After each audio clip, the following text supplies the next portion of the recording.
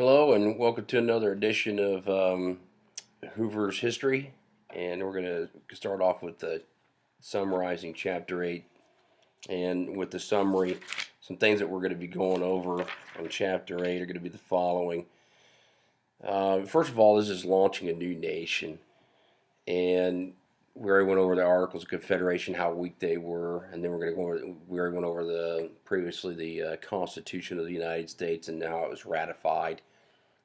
With the Great Compromise with New Jersey and Virginia.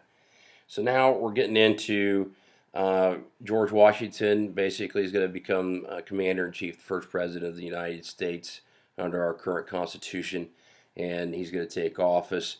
That's Section 1. Section 2 is the birth of political parties. The two parties that you're going to see the birth of are one, they're going to be the Federalist, and number two is going to be the Republicans or Democrat Republicans, but then they'll get the name Republicans later on.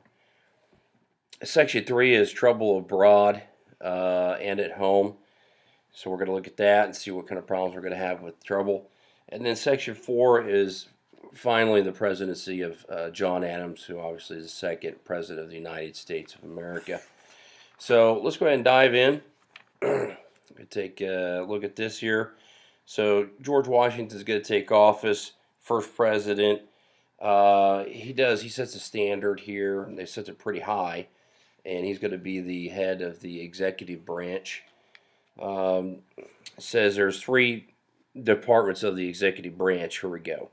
So we have, first of all, an attorney general, which is basically his own lawyer for the president of the United States. And then there's Alexander Hamilton. He's the Secretary of Treasury. He's the whiz kid, the genius boy behind the economics and the National Bank.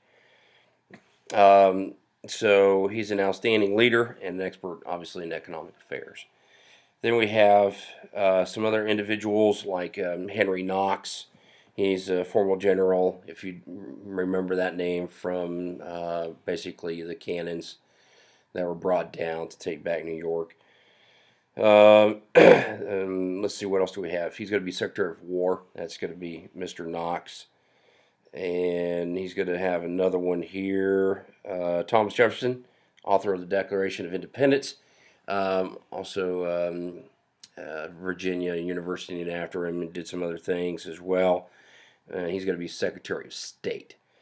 So that all those individuals together are going to compile into what we call a cabinet. So this is the first cabinet, and basically it's the President of the United States and his men to be able to utilize to help him get his job done. So then we have establishing judiciary. This is going to be the judiciary branch. Is going to be the Supreme Court justices. The first basically the first Chief Justice in charge of all the other justices is going to be John Jay. So he's going to be the first Supreme Court Justice to be over there. So he's a Chief Justice, though. Excuse me. So in other words, Washington takes office. So go ahead and take a look at that right there. His swearing in. And he goes, and this was kind of an interesting event because there was no mic. They couldn't hear him very well. So the streets of D.C., or I'm sorry, the streets of New York were basically filled up with thousands and thousands of people wanting to hear him and witness this historical event. So he takes office. And this individual, they have the Bible there, placing his hand on it. A lot of things that he does, it was going to be the first and set a precedence for the rest of the remaining of the presidents of the United States. But he's going to take office.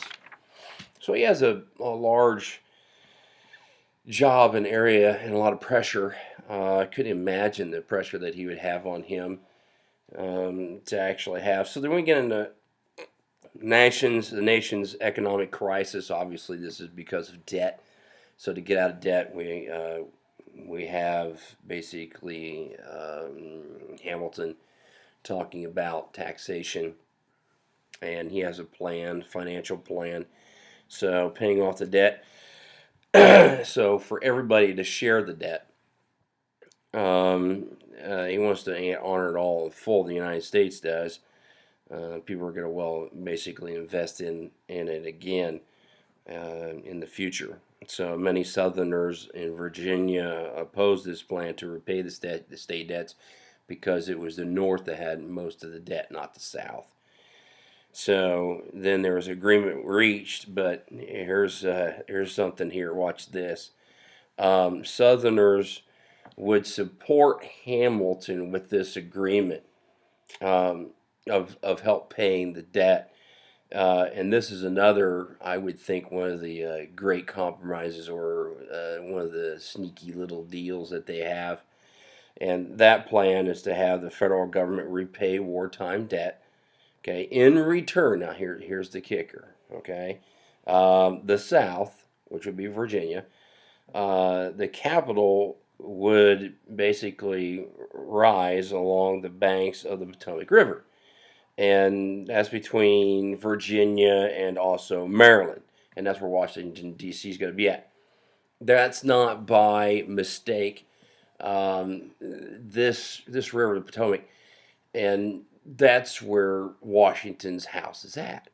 And he perfectly planned this thing to a T.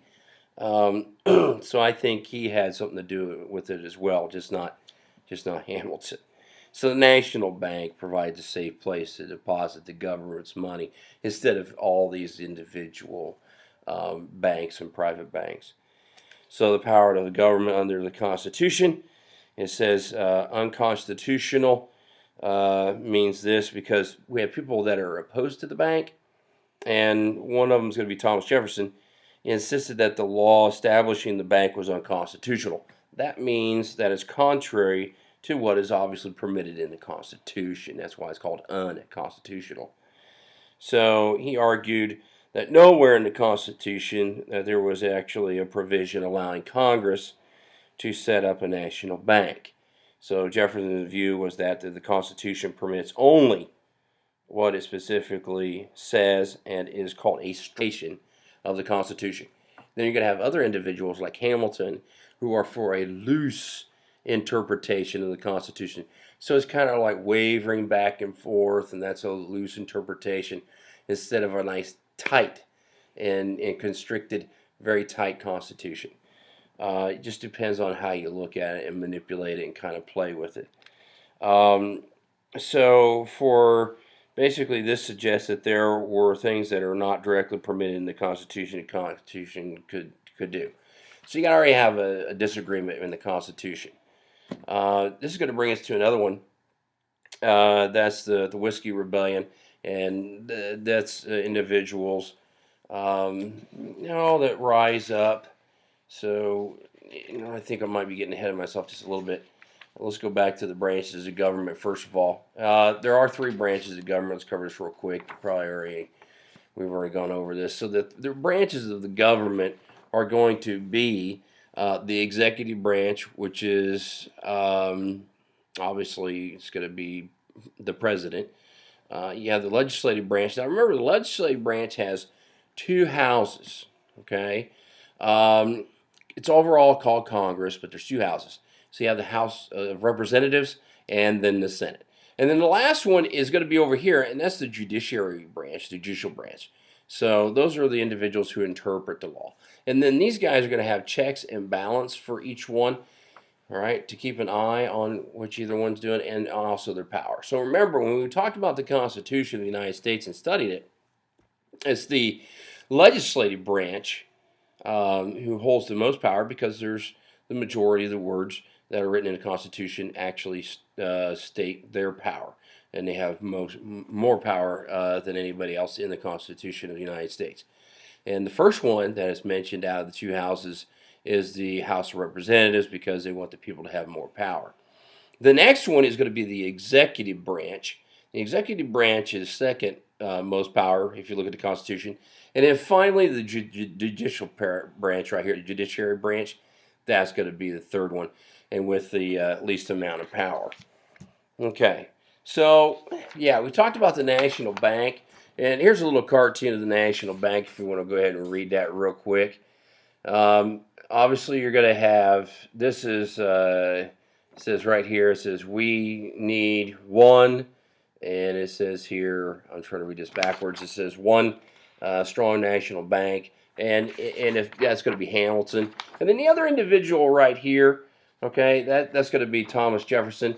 So he says, no, we need small banks because he doesn't trust the government. He's an anti-Fed. He's against big government.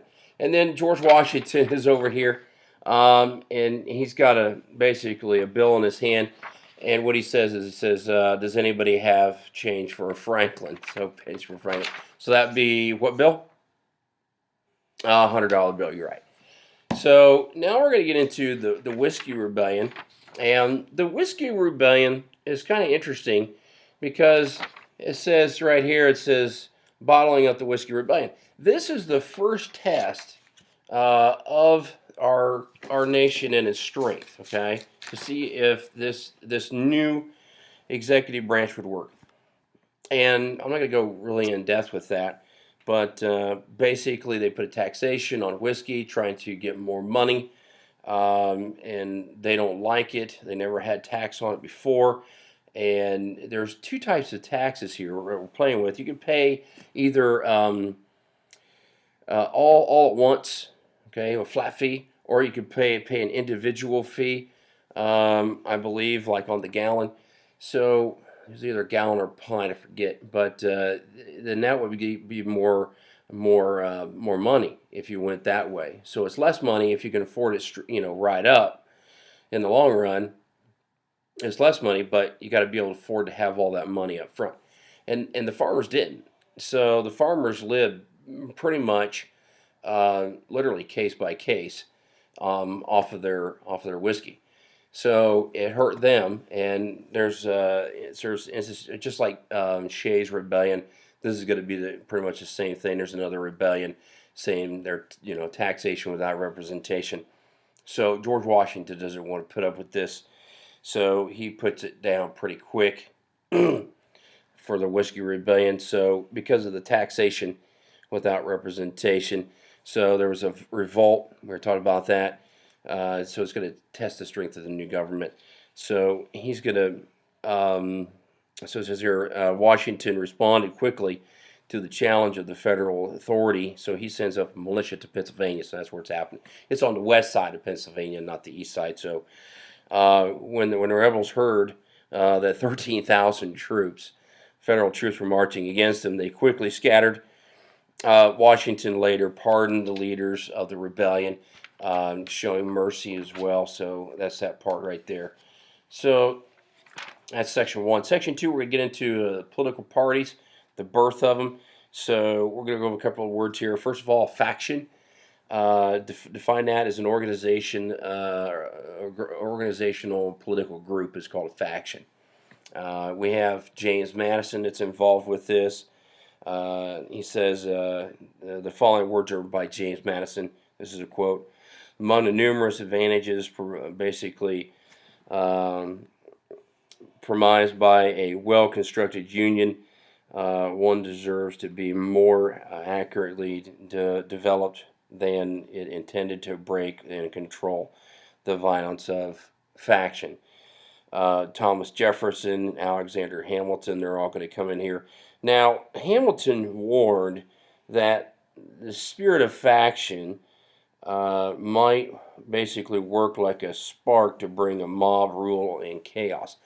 He kind of almost rides on the same ideas as Thomas Jefferson, but Washington. Washington warned us to basically don't do it. Okay, no, don't form political parties because then it's going to be division.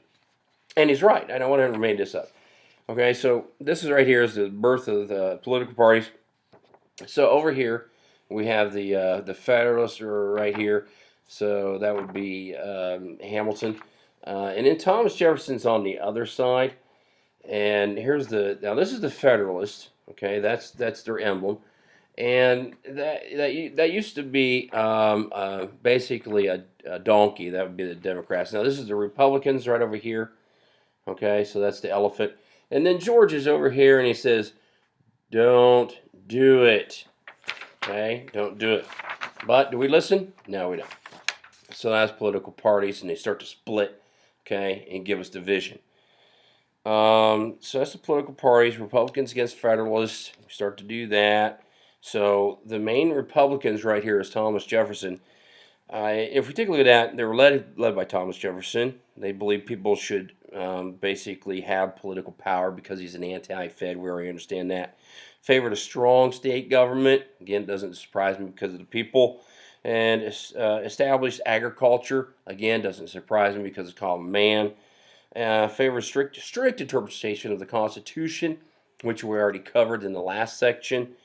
And then we're pro-French, duh, because he pretty much lived in France. Look at his house; it's named Monticello. So very French, and opposed to the National Bank. We already talked about that in section 1 also.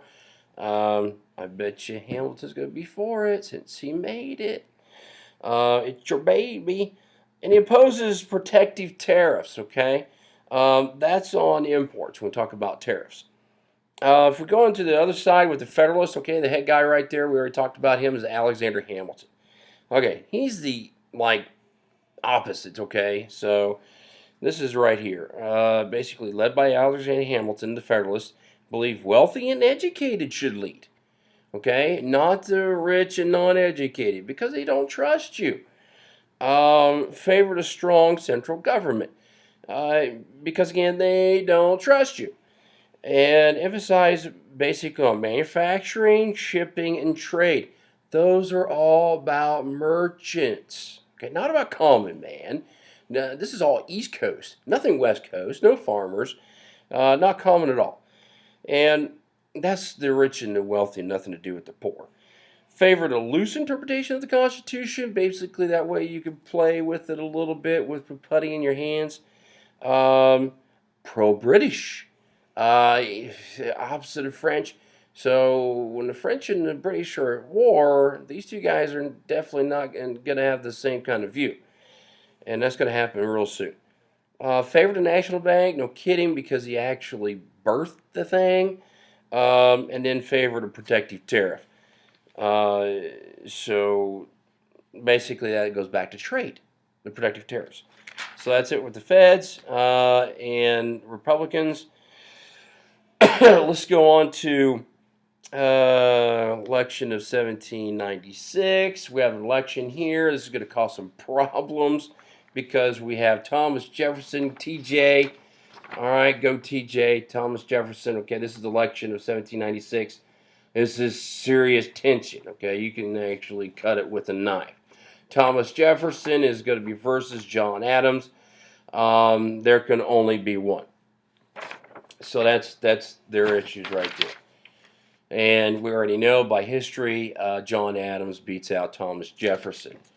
So then Jefferson would be the third president of the United States. What kind of problems does this cause? It causes big problems because these guys used to actually enjoy each other's company, and now they're on opposite ends of the table, probably turned around facing the other way.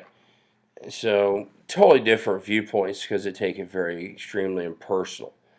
So what happens to like Jefferson if he's running? If you come in second place, you become the vice president. That would almost seem like, I don't know, basically an accident waiting to happen, because here you're running against the guy.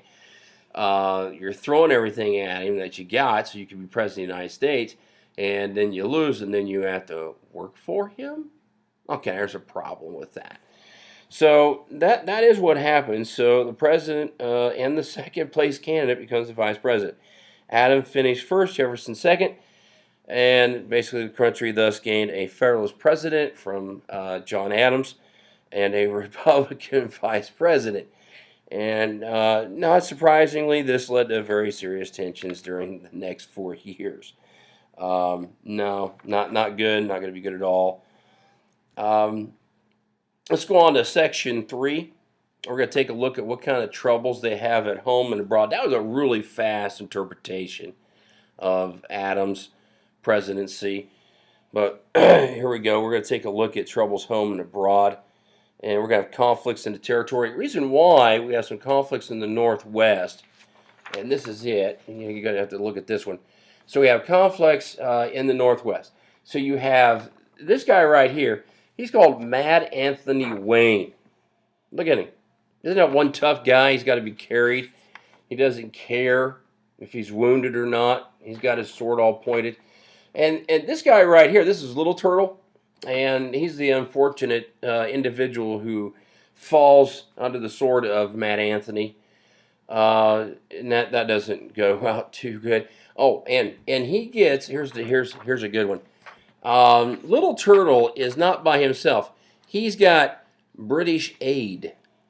So the British are still aiding the Native Americans to still try to kick us. Now, we have this controversy, and out of this conflict, we get Ohio. All right, actually, we get the entire Ohio River Valley.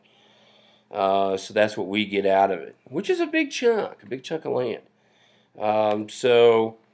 It says here, leaders of the defeated Native American nations gave up most of their lands to the Ohio River and south to the Lake Erie and north. Today, it basically most all of it, all the state of Ohio. Then we go into the French Revolution, and who's going to like that pretty much out of our nation would be Thomas Jefferson, TJ. He's backing it. The British made matters worse by the impressment here that we're going to have here.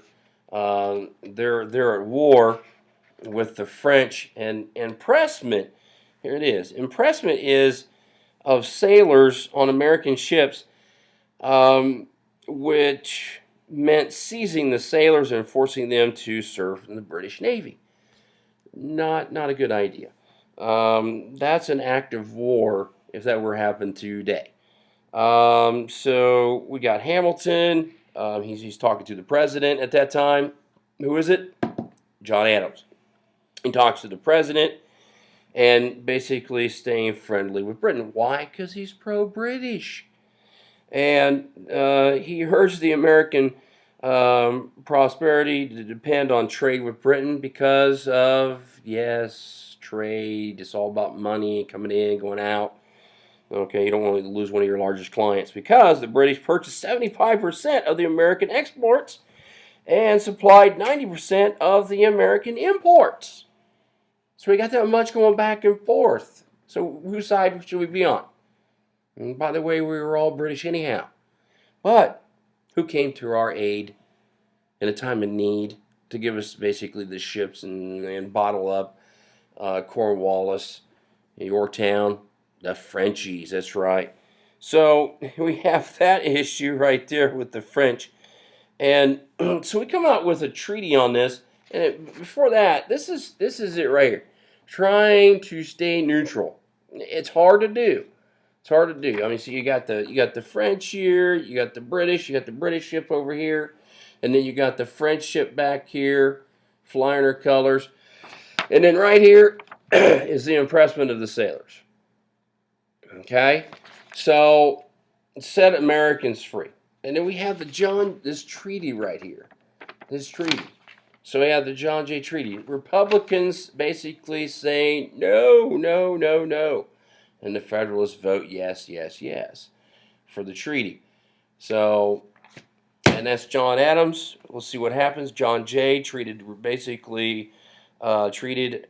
the Republicans.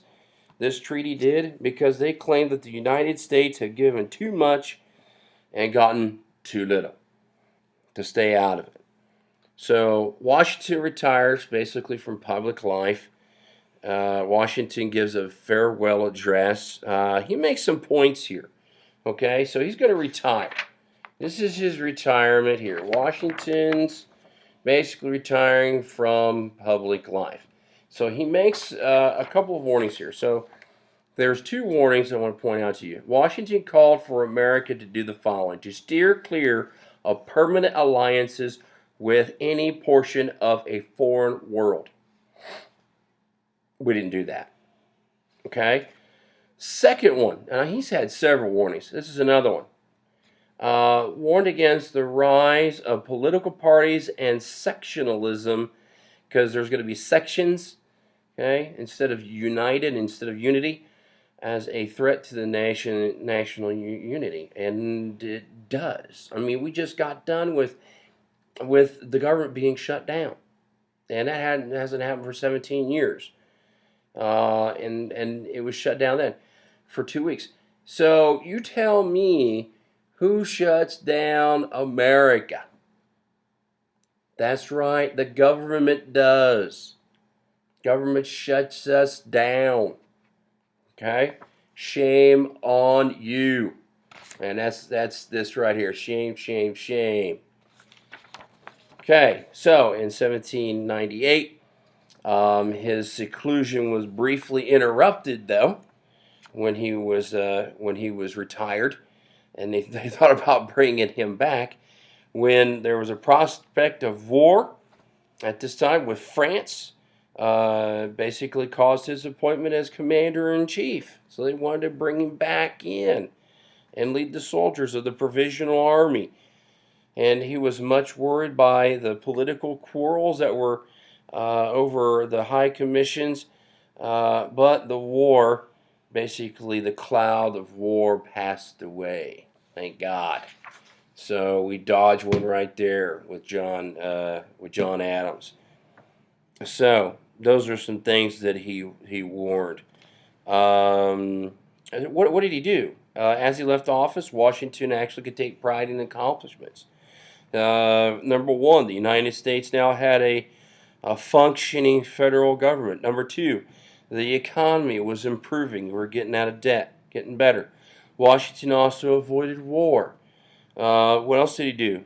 The British had been forced to leave their ports in the Northwest Territory. An area basically now is safe for settlement. Okay, but still we have political divisions which are growing and challenging that have remained. We always will have. Okay, too bad we can't get another Washington around.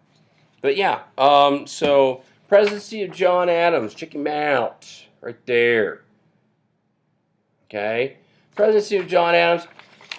This right here, this is interesting. This right here is the XYZ affair. Those are the names of the three individuals that went over, and it says right here. This is kind of interesting because it says right here. It says France is a powerful nation, but we come back at them and we say this. Okay, we say that. What's that right there say? Millions for defense, but not a sixpence, basically, for tribute, because you're not going to bribe us. Okay? Next, we does this. Now, this is kind of interesting. If I get this on the screen right, there it is. Alien and Sedition Act. Let's raise that up right there. Boom. Got the Alien and Sedition Act right there. So Adams and basically in the Federalists passed this Alien and Sedition Act. Mostly dealt with, we're talking about immigrants, but one act said that anyone who criticized the government, and that means said anything bad about him as the president of the United States, could be fined or even jailed, and they were jailed, and they were fined. So the Republicans, TJ, Thomas Jefferson, Vice President of the United States, go ballistic on this because it's a gag rule. Okay, that's the First Amendment. Remember this, okay, and this. So you can't take those away. So the Republicans are outraged because it violates the First Amendment. That's another duh, okay? But he's trying to protect the United States of America and himself. Alien Sedition Act doesn't go over well. Now remember, well, you got the war fever going out there. The people wanted blood, with France. And that happens between 1798 and the 1800. The United States fought an undeclared naval war with France. But to avoid it, now remember, to avoid war, okay, Adams sent a new, basically, sent a new mission to France. Okay, Napoleon Bonaparte. Okay, we already know who that guy is, and we're going to get the Louisiana Purchase for him later on with TJ, Thomas Jefferson. It's doubling the size of the United States. He's a dictator. Basically, is very busy dealing with the war in Europe. Well, yeah, he's trying to get his empire all going. So in the year 1800, he agreed to stop seizing American ships. So it was avoided. War was avoided. But it was avoided. On the other hand, the argument basically, this agreement with Napoleon Bonaparte and Adams, it hurt Adams. So it angered basically the leaders of his own Federalist Party, which is not good. So the party, especially the pro-British Hamilton, this disapproval weakened Adams politically a lot. So it hurt him bad. But still, Adams was satisfied, and he told a friend, one of his friends, that he wanted his tombstone to read the following. This is what he wanted on his tombstone. Here lies John Adams, who took it upon himself the responsibility of peace with France in the year of 1800. I haven't looked at his tombstone lately to check it out, to see if it's on there. I'm not sure. Let's take a look at some other things here. An alien. We talked about that in Sedition, Alien Sedition Act. We'll take a look at this again. So, alien is an outsider or someone basically from another country, or went over that. But check this out. The Alien Act increased the duration from 5 years, okay, you had to be here for 5, to 14 years that a person had to live in the United States and become a citizen. So they almost triple it. So they're kicking people out. They're out. That's the Sedition Act. I'm sorry, the Alien Act. So they're kicking all these aliens out. Now the Sedition Act is basically it's the activity designed to overthrow a government. The Sedition Act probably was the harshest law, which is limiting the free speech right there. You can't talk, okay, ever passed in the United States, ever. Sedition Act. So it made it a crime for anybody to write or to say anything insulting or anything false about the president, Congress, or the government in general. And basically 10 people were convicted under this act. And, shock, ready? Most of them were Republicans. Yeah. Who probably didn't like Adams in the first place. So we went over that. States' rights, let's go over this real fast. States' rights talks about that. Now, together, Virginia and Kentucky resolutions, they have 2 resolutions going on, stated that the Alien Sedition Acts were unconstitutional. No kidding. And they declared that the states had the right to declare laws passed by Congress to be unconstitutional. And that's, remember, the Fed is your daddy. And then the state is going to be your big brother. So they're going to come up with this. So the Sedition Act expired in 1801, and the waiting period for immigrants that had become citizens was restored to 5 years again in 1802. So they're going to start nullifying some things here, and that means nullify is going to basically mean to deprive of legal force. And that law was passed by Congress, and the resolutions also boosted the United States in an agreement between the states, and that they're basically therefore can overrule federal laws. States can do that. So get some more teeth, more bite for the states. So states' rights would become the rallying cry for Southern defenders of slavery. And that's going to be leading up to the Civil War, when they want to say, I want to leave. So that is it. That is Chapter 8, real quick, down and dirty with a review. So hope you can see you soon. And we're going to take time out there, and we're going to go on to Chapter 9. But until then, hey, live well.